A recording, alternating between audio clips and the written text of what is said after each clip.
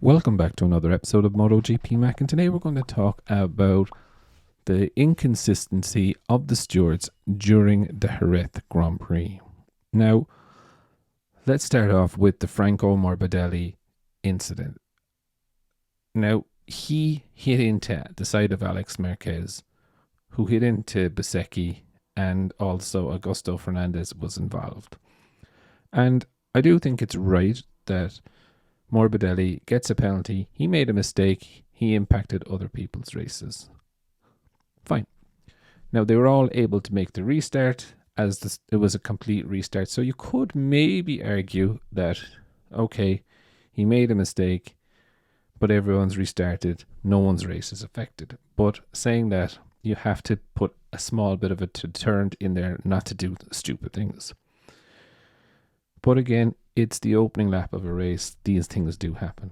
And it's very similar for me with the Fabio Quartararo incident with Miguel Oliveira.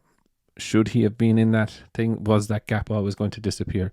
It was, but Fabio's not known as a dirty rider, has not been involved in many incidents of taking people out.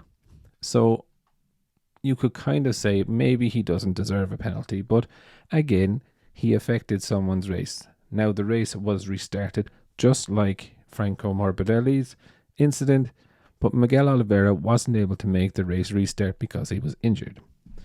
So they were fairly consistent, to be fair with the stewards. You know, someone caused an incident, they got a long lap penalty.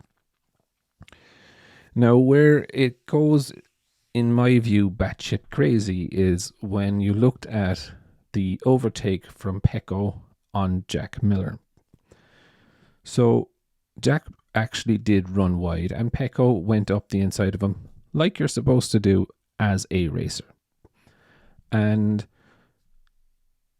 all of a sudden there was a notice on Pecco's dashboard to give the place back to Jack. Now, to be fair, he didn't even move Jack too far offline. He moved him slightly, but nothing major. It's what you would expect if someone was to run wide. Now, a few laps later, Jack Miller made a boisterous move up the inside of Jorge Martin in the last corner, resulting in Jorge Martin being pushed about 3 or 4 feet off the line.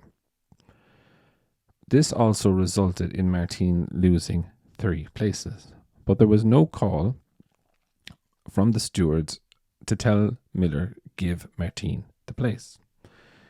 And I understand this in a way because at that stage there was 3 riders between Jack and Martin, so there was no way for Jack to give the place back to Jorge Martin. So therefore they couldn't give the same penalty that they gave to Pecco. But they still needed to give a penalty. If they're going to give Pecco a penalty for a similar move, then they have to give Jack a penalty. But they didn't. And I think it became very telling after the race because Brad Binder actually said, I was going to go for a gap, but I was afraid they'd put a penalty on me if we touched. And I think this is something that we need to worry about. And I know the stewards have come in for a bit of a grilling because people were saying, oh, the sprint races and the races are getting too tough and there's too ragged. But again, this is motorbike racing. Contact in the first laps and last laps have always been a part of it.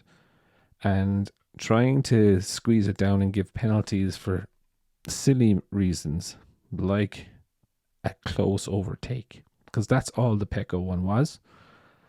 It definitely needs to be looked at, and there needs to be maybe a change within the stewarding structure because they're not getting it right. And I know it's not an easy job to do. It's a thankless job to do, but they have to have some consistency so the riders will be able to know what they can and cannot do.